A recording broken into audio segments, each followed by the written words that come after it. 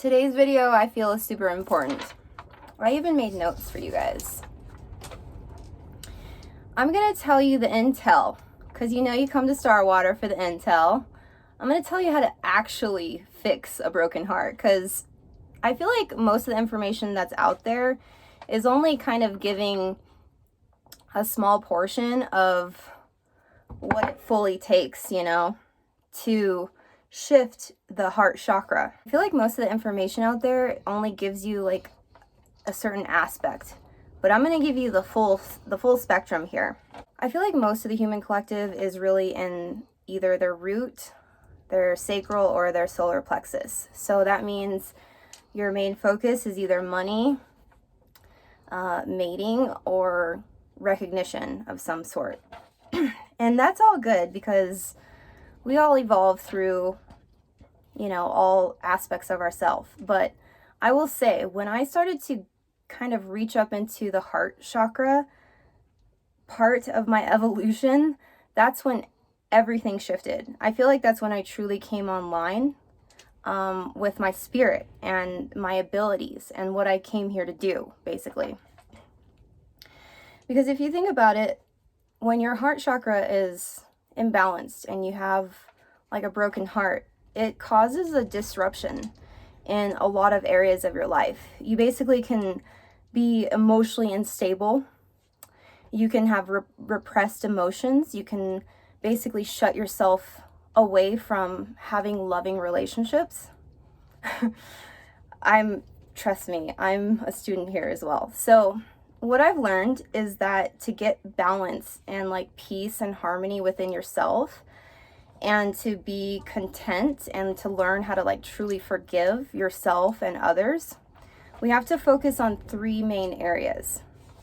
Now, these areas are the cellular memory, in which the trauma, the pain is stored. That's where the wound actually is. The second is going to be the mental subconscious. That's where we reprogram the mind to think differently so we can create different realities. And so number three is going to be the emotional aspect of that. Let's start with the cellular part, because this is like the part in your body that we really need to tune into. Now, I also have realized that our old story, the old narrative, is also stored within this wound, within this like territory, the cells of your body. So when we give it attention, when we send it light, when we actually sit with ourselves with that pain, something shifts. It's like a science experiment. You know, when there's an observer, we learned as children that something's going to shift. It will create a change. So what we do is we focus our attention, and where our attention goes, energy flows. So a lot of people don't do this aspect because it's so painful. We don't want to feel it. We don't want to know what it's like deep within that hidden wound, because it's going to bring everything up, right? But that's really where you should be tapping into the feeling. You see, I have my own wound in my own heart, and I tap into it every day. Sometimes it almost feels so like painful that, you know, I can't even look at it. But other times it's very quiet and gentle, and I can just sit with myself and, you know, kind of nurture. But it's all about being able to sustain energy and attention towards that pain, that wound. You know, you can always integrate crystals at that level. They're always going to help kind of move energy. Tuning forks, I love tuning forks. Kind of represents a whole new frequency to the body, so the body relearns a new vibration, and that can really shift and unblock that chakra. So yeah, sound healing and tuning, and just sustaining your energy, sustaining your attention, and showing that part of your body that that you're paying attention to it, that you're not running away from it. And that's how we learn to heal our the cellular memory in the myofascia of the body. So number two, let's talk about the emotional process. This is another part where we as humans are just like, I don't want to know, I don't want to feel.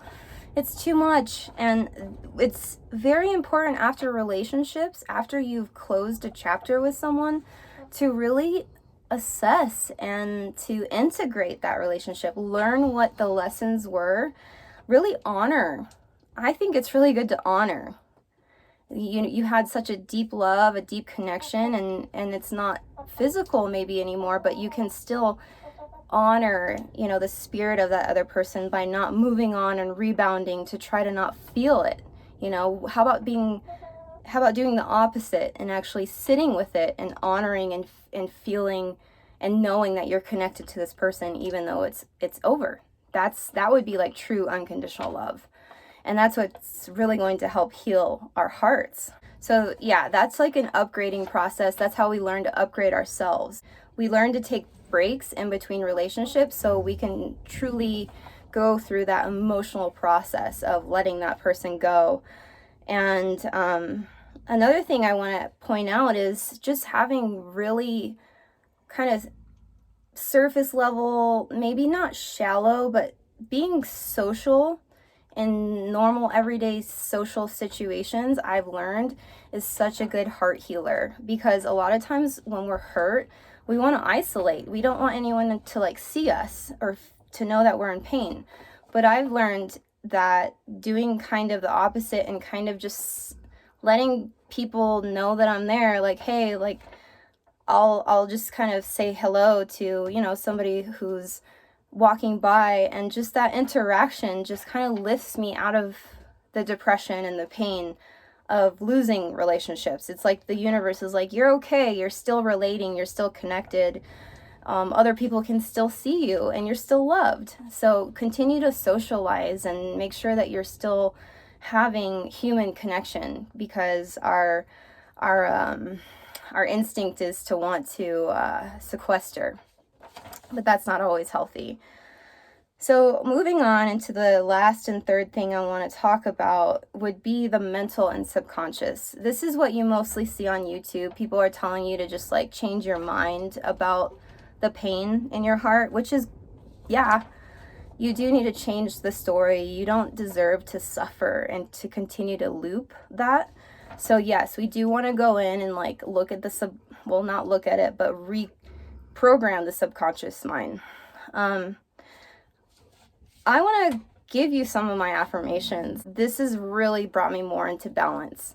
I made these up myself, and it's kind of custom made to some of the things that like I've been really kind of struggling with. So hopefully this will help you as well. But this is the part that we can do to change our minds about the pain.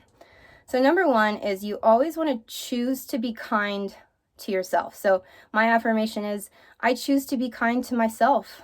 I'm loving to myself unconditionally. I love who I am. I embrace myself even as I grow. With all of my flaws, I release and let go.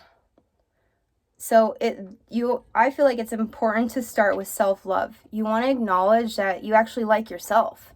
That's when you can realize that all your differences and issues with other people, they're just coming from our lack of consciousness, but it's not coming from the fact that you are truly divinely loved and cared for. So we want to reintegrate into the subconscious that we're loved. We love ourselves. We embrace ourselves even though we're not perfect. I forgive myself and others for the mistakes that we've made. I hold within my heart an infinite supply of love. That's really important to know, that nobody holds the key to your existence other than you and God. So you have this infinite source of love that's coming from within. That's gonna help you stop looking in external situations for that love that's already there. My love is my guiding truth. It is safe for me to open up and love. So another thing is feeling safe, like feeling safe to act on love, feeling safe to be a being of love. In our society, it's almost like not safe to be nice and kind. It's easier to be rigid. But these affirmations are telling you, no, it's safe, and I now open up my heart space. Just tell yourself, like, you're okay. You're healing, you're taking care of yourself, you have that infinite wellspring of love coming from your own heart, and it's safe to be in love with life. Living with compassion sets me free. That is so true. I forgive because I deserve peace. We do. That's one of our biggest reasons to forgive, is so we can truly be our authentic self and not act out of that sadness, that pain, that resentment. We forgive because we deserve peace. Yeah. So yeah, that's basically what we're going through. A lot of us, we've gone through the root, the sacral, the solar plexus. We're in the heart. We're stabilizing in the heart chakra. This is our home. This is where God is saying, make this a space, make this your sanctuary of all the places you can travel deeply and more fully into your heart. And that's going to give you so much more power. It's going to open up your world in so many more ways. And yeah, we no longer have to repress ourselves. We can be this, like I said, infinite spring, this wellspring of life and love.